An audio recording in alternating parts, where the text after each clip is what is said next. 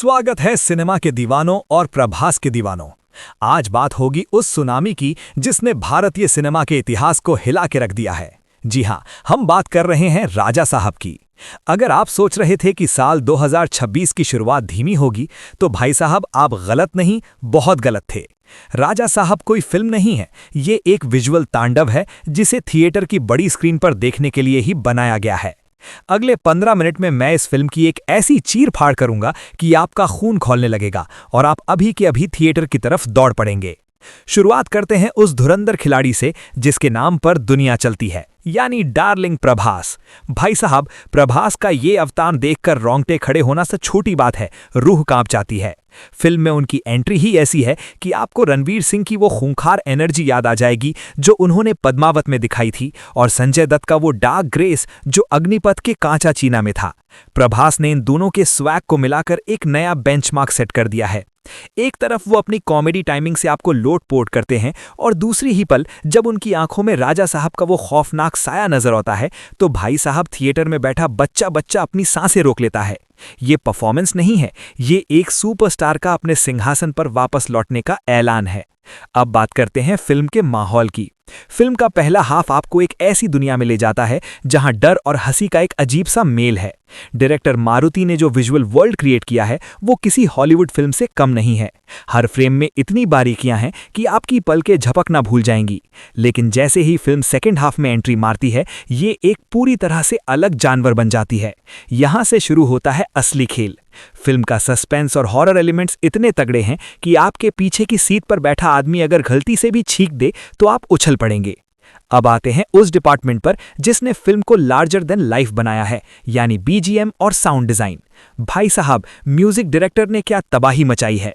जब राजा साहब स्क्रीन पर वॉक करते हैं तो स्पीकर से निकलने वाली बेस आपकी छाती में धड़कन बनकर गूंजती है। ये म्यूजिक नहीं है, ये एक युद्ध का नगाड़ा है। थिएटर की कुर्सियां हिलने लगती हैं और माहौल ऐसा बन जाता है जैसे आप खुद उस हॉरर मैंशन के अंदर फंसे हुए हैं। अगर आप ये फिल्म अच्छे साउंड सिस्टम वाले थिएटर में नहीं देख रहे हैं तो यकीन मानिए आप अपनी जिंदगी की सबसे बड़ी गलती कर रहे हैं। अब बात करते हैं उस आंकड़े की जिससे बड़े बड़े मेकर्स की रातों की नींद उड़ जाती है, यानी बॉक्स ऑफिस कलेक्शन। राजा साहब ने बॉक्स ऑफिस को अपना गुलाम बना लिया है।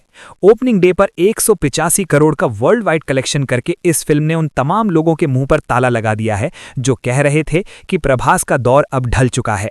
दूसरे दिन भी इसकी रफ्तार कम होने का नाम नहीं ले रही है। ट्रेड एनालिस्ट्स की माने तो ये फिल्म अपने पहले ही हफ्ते में 500 करोड़ के क्लब में ऐसे घुसेगी जैसे कोई गरम चाकू मक्खन में घुसता है। ये सिर्फ आंकड़े नहीं हैं, ये प्रभास की उस पावर का सबूत है जो 7 समंदर पार भी गूंज रही है। अमेरिका से लेकर ऑस्ट्रेलिया तक हर जगह हाउसफुल के बोर्ड लगे हैं और लोग पागलों की तरह टिकटों के लिए लड़ रहे हैं। फिल्म की सिनेमेटोग्राफी की बात करें तो हर शॉट एक पेंटिंग जैसा है। लाइटिंग का इस्तेमाल और डार्क शेड्स ने फिल्म के हॉरर एलिमेंट को 4 चांद लगा दिए हैं। फिल्म के एक्शन सीक्वेंसेस इतने रॉ और रस्टिक हैं कि आपको संजय दत्त की पुरानी एक्शन फिल्मों की याद आ जाएगी, जहां हर मुक्का और हर लात स्क्रीन के बाहर महसूस होती थी। यहां कोई फिजूल का वीएफएक्स नहीं है, बल्कि प्योर देसी एक्शन है जो आपको अपनी सीट से बांधे रखता है। कहानी की बात करें तो इसमें कई ऐसे ट्विस्ट हैं जो आपने सपने में भी नहीं सोचे होंगे। फिल्म का क्लाइमेक्स इतना जोरदार है कि आप फिल्म खत्म होने के 10 मिनट बाद तक अपनी सीट से हिल नहीं पाएंगे। ये फिल्म उन लोगों के लिए एक करारा जवाब है जो कहते हैं कि कमर्शियल सिनेमा में कहानी नहीं होती। यहाँ कहानी भी है, जज्बात भी हैं, और सबसे बढ़कर एक ऐसा हीरो है जिसके एक इशारे पर पूरा थिएटर चिल्लाने पर मजबूर हो जाता है। तो फाइनल वर्डिक्ट क्या है? भाई साहब, ये फिल्म एक सुनामी है, एक जलजला है।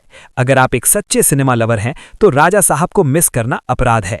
एकेबी मीडिया की तरफ से इस फिल्म को मिलते हैं 5 में से 6 स्टार, क्योंकि राजा साहब के लिए 5 सितारे बहुत कम हैं। जाइए अपनी टिकट बुक कीजिए और उस जश्न का हिस्सा बनिए जिसे भारतीय